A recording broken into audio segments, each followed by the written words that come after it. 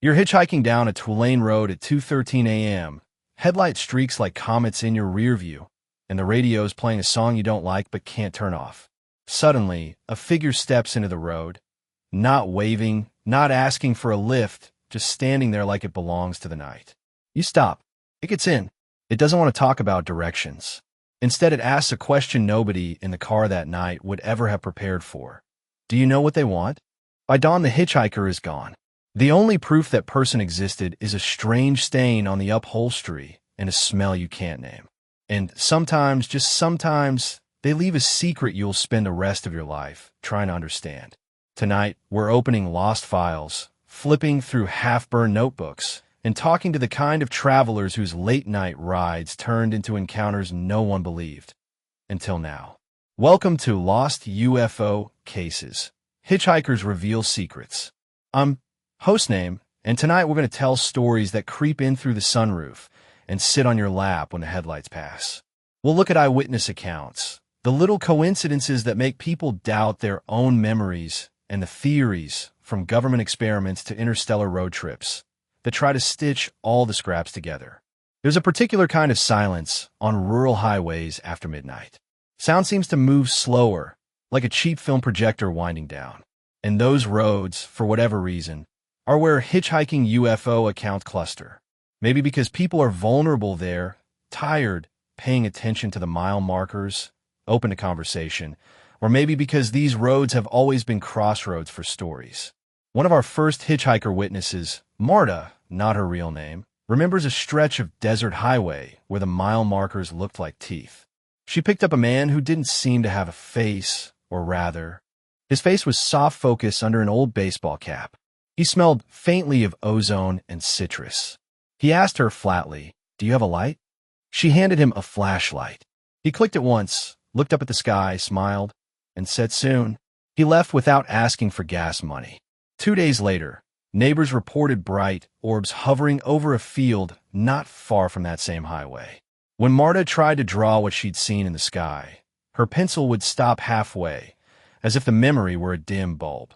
Stories like Marta's are full of small, consistent details, an odd smell, brief electrical failures, animals behaving strangely.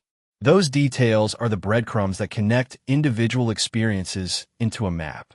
They're also the things skeptics point to: a faulty alternator, déjà vu, a trick of fatigue. But the hitchhiker cases we're interested in aren't always single flashes. They're mosaics, many witnesses, small repetitions, a pattern that looks like a finger drawn through wet paint. Pause for a second. Have you ever been picked up by a stranger at night? Did they say something odd? Drop your one-sentence experience in the comments. I was picked up on road, and we'll read the best ones in the final segment. People often assume UFO encounters are purely psychological. But in many hitchhiker cases, there are physical traces. Burn marks on the seat fabric. Residue that glows under a black light. Scorched paint on the car's chassis. One retired mechanic we spoke to, let's call him Ron, swears he repaired 2 cars that came in with identical electrical issues after locals reported seeing an unearthly light near the shoulder. The wiring had been fried in a pattern that made no sense for rodents or wear and tear. This is where the story gets sticky. Physical evidence is rare, and when it exists, it's often ambiguous. A stain could be sunscreen. A chemical smell could be engine oil. But some traces are harder to dismiss. Like a line of perfectly circular dents in aluminum along the roof of a van that were neither hail nor bird strike. And then there are the photos. We'll get to those later. The blurred shots taken from shaking hands that show something oddly symmetrical against the night sky. Here's the crucial point.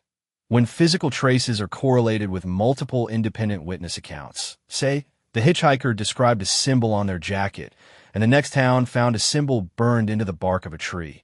Those coincidences start to feel like evidence. They're not proof of anything by themselves, but they force investigators to look past easy explanations. Let's talk about the hitchhikers. Who are they? What do they ask for? What do they want? From a dozen interviews, certain archetypes repeat. Type 1. The tourist. They appear disoriented, asking for directions but seeming to know where they're going. They talk about skies as if they're places. Type 2. The messenger. They drop enigmatic phrases, "It's colder there," or "We lost the map." They sometimes deliver a warning, sometimes a riddle, and then they vanish. Type 3. The observer. Quiet, almost professional. They ask more questions than they answer and seem interested in you more than the road. They might be reading a battered notebook full of diagrams. Now, here's where it gets weird. Several witnesses describe hitchhikers who reference events that later happened. One woman recounted a stranger predicting a small local blackout that did, in fact, occur the next night. Coincidence? Maybe. But when similar predictions happen across different jurisdictions, skepticism demands an explanation. Speculative angle. If these hitchhikers are not native here, maybe they're scouting. Hitchhiking is a brilliant low-cost surveillance technique. A quick ride without consistent identifiers, able to ask questions, map human behavior, and melt away. These stories are fun at 2 a.m. with coffee and goosebumps, but there's a human cost. Hitchhikers who have strange encounters can become isolated, ridiculed, or afraid to drive at night. Drivers who believed they were hallucinating stop trusting their own senses. Relationships fray when one partner insists on a mundane explanation and the other is certain of the surreal. We spoke to a therapist who works with witnesses of anomalous experiences. Her advice? Document everything. Keep receipts, take photos, and talk to someone you trust. Communities form online, sometimes healthy, sometimes echo chambers. The emotional aftermath is real: anxiety, hypervigilance, and a reshaping of belief. That's worth honoring whether you think the UFO is extraterrestrial, psychological, or a prank gone cosmic. So what do hitchhikers reveal about the phenomenon as a whole? 3 big takeaways. 1. The hitchhiker encounters are often relational. They prefer contact in liminal moments, driving at night, on roads between towns. 2. The data points that matter are small and repeatable: scent, residual damage, rhythm in a recording. Crowdsourcing those details is how we move from folklore to study. 3. The truth may be plural. There probably isn't a single origin story for all these events. Some are misidentified aircraft, some are psychological episodes, some could be experimental tech, and a frustrating but thrilling handful resist every neat category. If you're chasing answers, start local. Document what you see. Compare notes. We're building a patchwork of evidence, and a patchwork can cover a lot of ground.